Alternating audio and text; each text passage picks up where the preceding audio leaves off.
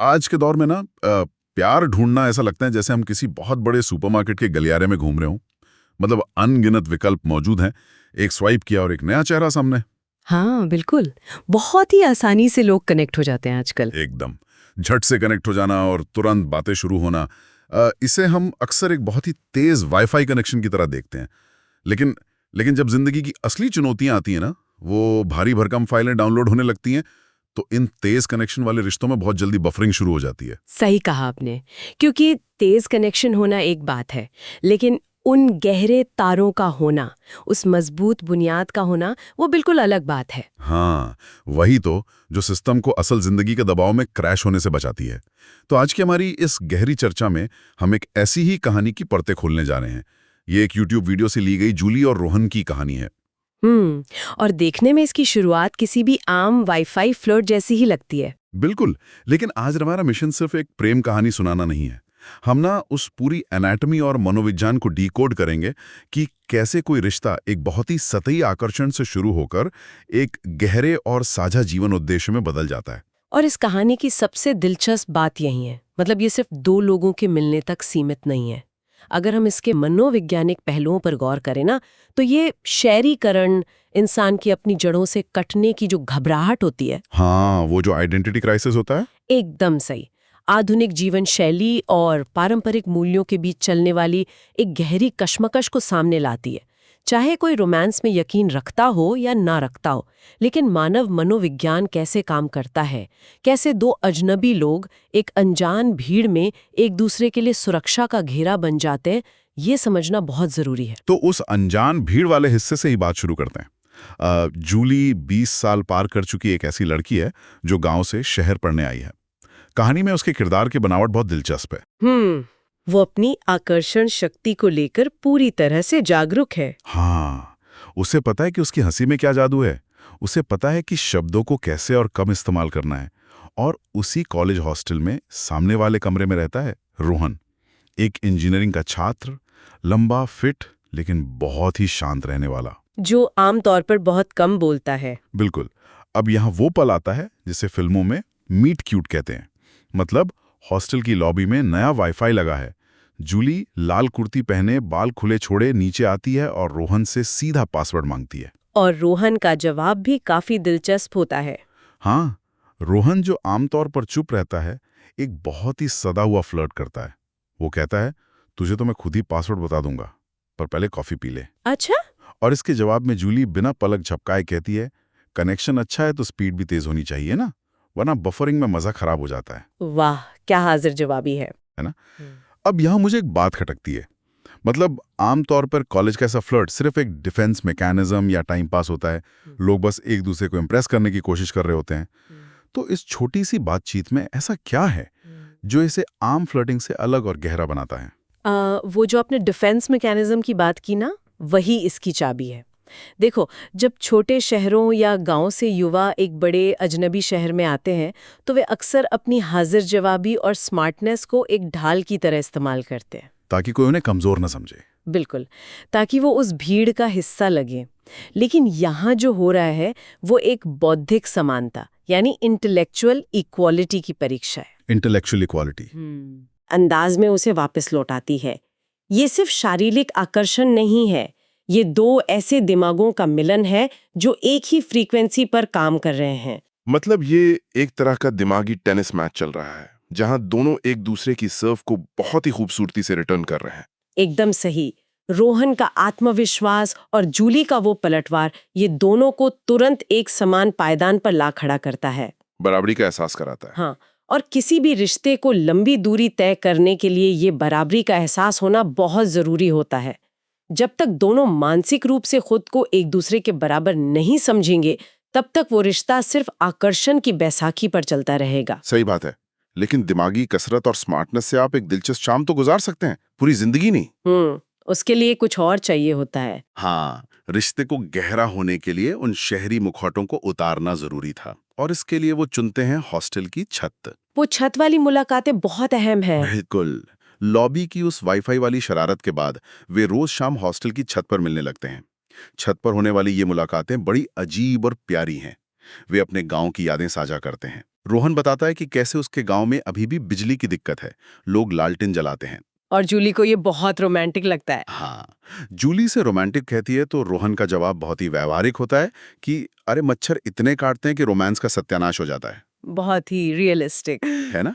और इसके बीच छोटे-छोटे इशारे भी हैं। जूली का जानबूझकर दुपट्टा ठीक करना, अपनी इयररिंग्स के बारे में पूछना और रोहन का वो कहना कि झुमके बहुत अच्छे हैं, पर तेरी आंखों के आगे फीके पड़ जाते हैं। ये वो पल है जहां नजदीकियां धीरे-धीरे बढ़ रही हैं। बिल्कुल। लेकिन इन सब के बीच एक शाम ऐसा कुछ होता है जो इस रिश्ते की पूरी दिशा बदल देता है।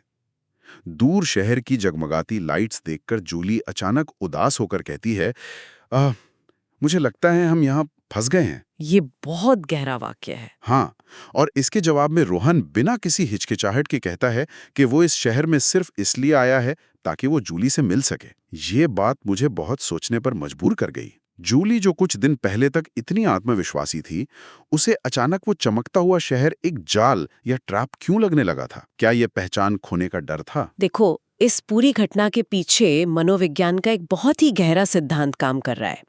वो जो हॉस्टल की छत है ना, वो दरअसल एक लिमिनल स्पेस का काम कर रही है। लिमिनल स्पेस मतलब बीच की जगह? हाँ, लिमिनल स्पेस यानी एक ऐसी दहलीज जो ना पूरी तरह से अंदर है और ना ही बाहर। मनोविज्ञान में इसे ट्रांजिशन जोन कहा जाता है। अच्छा, ना इधर ना उधर। बिल्कुल। जब इंसान की पहचान बहुत तेजी से बदल रही होती है, तो उसे एक ऐसे सेफ जोन की जरूरत होती है जहां वो अपनी पुरानी और नई पहचान के बीच संतुलन बना सके। ये छत न तो पूरी तरह से वो शहर है जहां की चकाचौंध है और न ही वो गांव है जहां से वे आए हैं। तो ये उन दोनों के बीच का एक सुरक्षित पुल है? एकदम। और जब जूली कहती है कि हम यहाँ फंस गए हैं, तो वो दरअसल उस शहरी जीवन के अकेलेपन की बात कर रही है।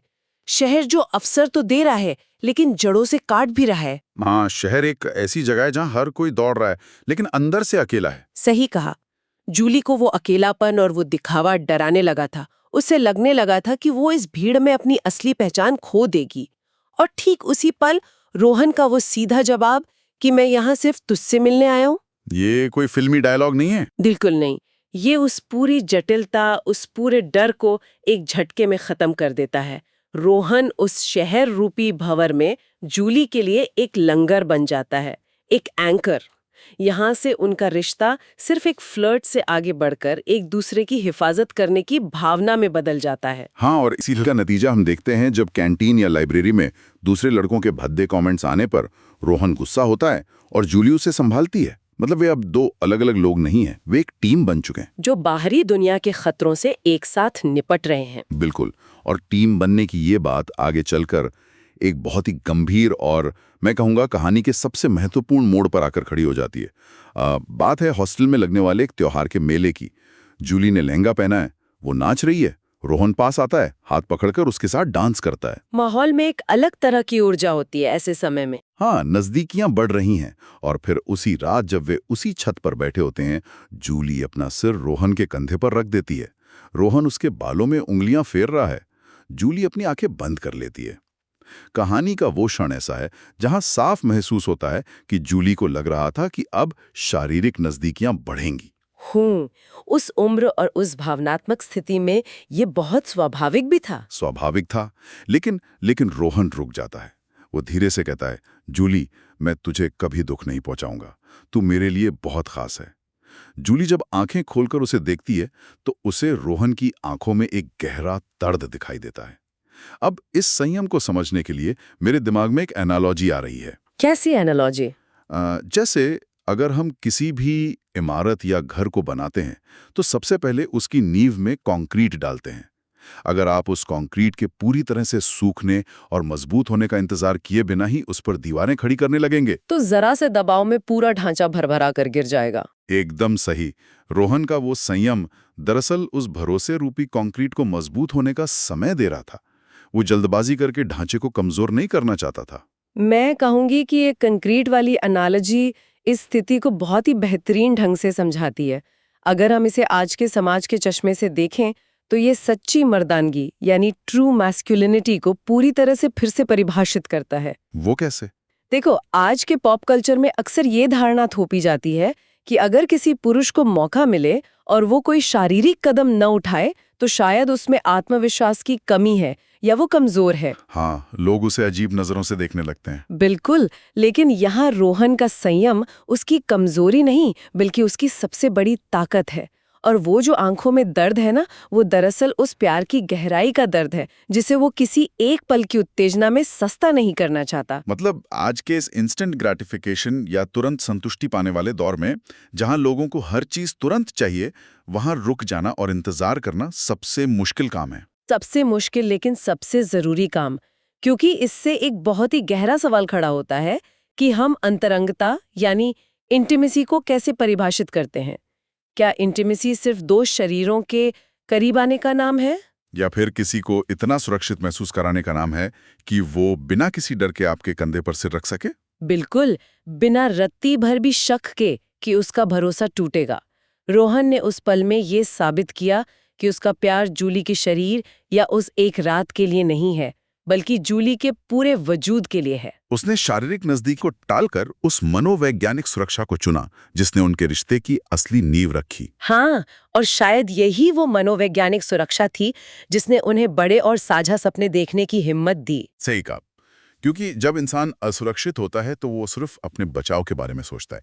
लेकिन यहाँ कहानी आगे बढ़ती है और हम देखते हैं कि दोनों अपने भविष्य के बारे में बहुत खुलकर बात करने लगे हैं। दिलचस्प बात यह है कि वो सिर्फ अपने व्यक्तिगत बैंक बैलेंस या करियर की नहीं, बल्कि अपने गांव के लिए सपने बुन रहे हैं। उनके सपने क्या थे? रोहन का सपना है कि वो अपने गांव को सुधारे, वहां एक स्कूल बनवाए और लड़कियों को पढ़ाए। वहीं जूली का सपना है डॉक्टर बनकर गरीबों का इलाज करना। मतलब सपने अलग अलग हैं लेकिन उनकी दिशा एक ही है। दोनों का विजन एक है। हाँ, लेकिन जिंदगी कभी इतनी आसान नहीं होती ना। एक बड़ा संकट आता है। रोहन के पिता बीमार पड़ जाते हैं और उसे अचानक अपना सब कुछ छोड़कर वापस गांव जाना पड़ता है। जाते वक्त वो कहता है कि जल्दी लौटेगा। कुछ दिन बीतते हैं, फोन पे बातें होती हैं, लेकिन शहर अब जूली को खाली खाली लगने लगता है। वो लंगर टूट सा जाता है। बिल्कुल। फिर एक दिन रोहन का फोन आता है और वो कहता है कि पापा तो ठीक हो गए हैं, लेकिन उसे अब हमेशा के लिए गांव में ही रुकना पड़ेगा, क्योंकि वहां स्कूल और खेती का बहुत काम है। और वो जूली से बस इतना कहता है, तू आ जा यहाँ। और जूली बिना कोई सवाल किए टिकट कटा लेती है। स्टेशन पर उनका मिलना, परिवार द्वारा जूली को अपनी बेटी की तरह अपना लेना। आज की स्थिति यह है कि दोनों शादीशुदा हैं, गांव में रहते हैं। रोहन का अपना स्कूल है, जूली का अपना क्लिनिक है और उनके 2 बच्चे हैं। वाह, ये तो बहुत ही खूबसूरत सफर है ना? लेकिन अब मैं यहाँ थोड़ा असहमत हूँ, या यूं कहूँ कि एक चुनौतीपूर्ण सवाल पूछना चाहता हूँ। हाँ, पूछिए। जब हम आज के आधुनिक और फेमिनिस्ट नजरिए से इस कहानी को देखते हैं, तो क्या ये नहीं लगता कि जूली ने प्यार के खातिर शहर में अपने एक बड़े, चमकदार और स्वतंत्र करियर की बलि दे दी? क्या ये एक महिला द्वारा किया गया एक बहुत बड़ा समझौता नहीं है? देखो, ये सवाल उठना बहुत लाजमी है, और अगर हम इसे सतही तौर पर देखें ना, तो ये एक समझौते जैसा ही लगता है। हाँ, क्योंकि उसने शहर छोड़ दिया। बिल्कुल, लेकिन अगर हम उन दोनों की पुरानी बातों और उनके सपनों की गहराई में जाएं, तो ये किसी भी तरह से कोई बलिदान या समझौता नहीं है, बल्कि मनोविज्ञान और दर्शन की भाषा में इसे सिंथेसिस यानी एक बेहतरीन संश्लेषण कहा जाएगा। सिंथेसिस? वो कैसे? याद कीजिए, जूली का सपना कभी भी शहर के किसी बड़े कॉरपोरेट अस्पताल में बैठकर सिर्फ पैसे छापना नहीं था। उसका असली सपना डॉक्टर बनकर उन लोगों का इलाज करना था जिन्हें उसकी सबसे ज्यादा जरूरत है। और रोहन का सपना गांव में शिक्षा लाना था। अच्छा, यानी उन्होंने अपने सपनों की दिशा नहीं बदली, बस अपनी जीपीएस लोकेशन बदल ली। बिल्कुल सटीक। जूली ने अपने सपनों को छोड़ा नहीं है, बल्कि उसने अपने सपनों को उस भौगोलिक जगह पर लागू किया है जहां उनका प्रभाव, उनका इम्पैक्ट सबसे ज्यादा होगा, जहां उसकी सबसे ज्यादा जरूरत थी। हाँ, अगर वो शहर में रहती तो शायद वो हजारों डॉक्टरों की भीड़ में सिर्फ एक और डॉक्टर होती, लेकिन गांव में जाकर वो एक ऐसा बदलाव बन गई जिसकी वहां सख्त जरूरत थी। और दोनों ने अपने अपने सपनों को एक साथ जिया है। एकदम। जूली अपना क्लिनिक चला रही है, रोहन अपना स्कूल चला रहा है। ये एक ऐसा रिश्ता है जहां किसी एक को आगे बढ़ने के लिए दूसरे को पीछे नहीं ढकेलना पड़ा। ये बात तो है। उन्होंने एक ऐसी जिंदगी बनाई है जहां उनके व्यक्तिगत लक्ष्य और उनका प्यार दोनों एक ही रास्ते पर चल रहे हैं। इसे समझौता कहना उनके उस विशाल और साझा विजन के साथ नाइंसाफी होगी। ये नजरिया वाकई बहुत स्पष्टता लाता है। मतलब समझौता तब होता जब जूली डॉक्टर ना बनकर सिर्फ घर संभाल रही होती, लेकिन यहाँ तो दोनों अपने अपने मोर्चे पर लीडर बने हुए हैं। बिल्कुल। तो अगर हम इस पूरे सफर को समेटें, हॉस्टल की लॉबी में वाईफाई का पासवर्ड पूछने वाली उस शरारत से लेकर गांव में एक स्कूल, एक क्लिनिक और 2 बच्चों के साथ एक बसा हुआ घर। ये सफर दिखाता है कि कैसे एक मजबूत कंक्रीट की नींव पर एक शानदार इमारत खड़ी की गई। और वो नींव संयम की थी। हाँ, कहानी के अंत में एक बहुत ही प्यारा पल आता है। वे दोनों खेतों के किनारे बैठे होते हैं। जूली रोहन से पूछती है कि उस रात हॉस्टल की छत पर जो वो इतनी करीब थी, तब उसने कुछ और क्यों नहीं किया। रोहन क्या कहता है? रोहन बहुत ही सुकून से मुस्कुराकर जवाब देता है, क्योंकि मुझे पता था कि तेरे साथ जो रिश्ता है वो सिर्फ पल का नहीं, जिंदगी भर का है। मतलब उसने उस एक पल की उत्तेजना को छोड़कर अपनी पूरी जिंदगी की खुशी को चुना था। ये संवाद ना हमें याद दिलाता है कि गहरे रिश्ते सिर्फ संयोग से नहीं बनते, वे हर रोज लिए गए सचेत और कठिन चुनावों से बनते हैं। चॉइसेस से। हाँ, रोहन का वो चुनाव कि वो जूली का सम्मान करेगा और इंतजार करेगा, जूली का वो चुनाव कि वो शहर के आराम को छोड़कर अपने साझा सपनों के लिए गांव जाएगी।